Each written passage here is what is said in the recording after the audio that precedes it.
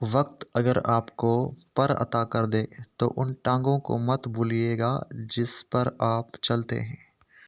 اگر آنکھ کی بینائی ختم ہو جائے تو انسان رات اور دن میں فرق نہیں کر سکتا۔ اسی طرح اگر انسان دل کا اندھا ہو جائے تو وہ حق اور باطل میں فرق نہیں کر سکتا۔ جو مقام شکوے کا ہوتا ہے وہی مقام شکر کا بھی ہوتا ہے، لیکن ہم اس مقام پر شکوہ جلدی اور شکر دیر سے کرتے ہیں۔ ہر بات میں خیر ڈھونڈا کریں اور الحمدللہ کہنے کی عادت اپنا لیں۔ جب دل ٹوٹ جائے تو اٹھا کر اسی مصور کے پاس لے جاؤ جس نے اسے بنایا ہے، کیونکہ اس سے بہتر تو کوئی جان ہی نہیں سکتا کہ کون سا رنگ کہاں بھرنا ہے اور کس دھاگے سے کہاں پیوند لگانا ہے۔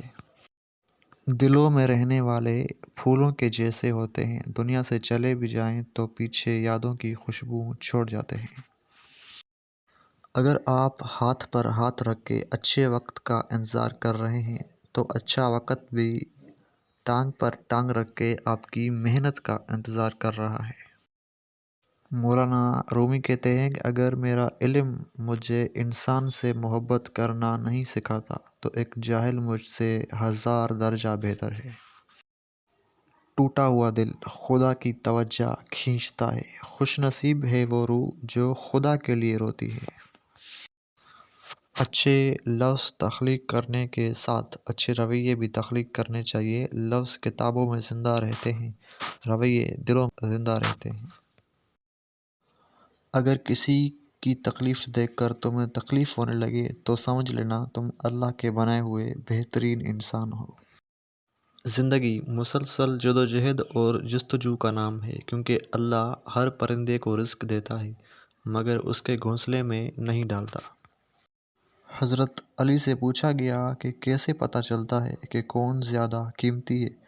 حضرت علی نے فرمایا، جس انسان میں جتنا زیادہ احساس ہوگا وہ اتنا ہی قیمتی ہے۔ پرندے جب کھاتے ہیں ان کا سر جھک جاتا ہے اور جب پانی پیتے ہیں تو ان کی نگاہ آسمان پر اٹھ جاتی ہے۔ یہ عاجزی اور شکر گزاری کی خوبصورت مثال ہے۔ اللہ ہمیں عاجزی اور شکر گزاری عطا فرمائے۔ جب تم ایسے ہو جاؤ کہ تمہارے غم زیادہ ہو جائیں اور تم ان غموں کو ختم کرنا چاہو تو حضور پاک صلی اللہ علیہ وسلم پر درود پڑھو۔ تمہارے غموں کو ختم کرنے کے ساتھ تمہارے گناہ بھی مٹا دیے جائیں گے۔ انسان بنیاد سے صحیح ہو تو برے ماحول میں بھی اچھا ڈھونڈ نکالتا ہے، بنیاد ہی غلط ہو تو اچھے ماحول سے بھی کچھ نہیں لے پاتا۔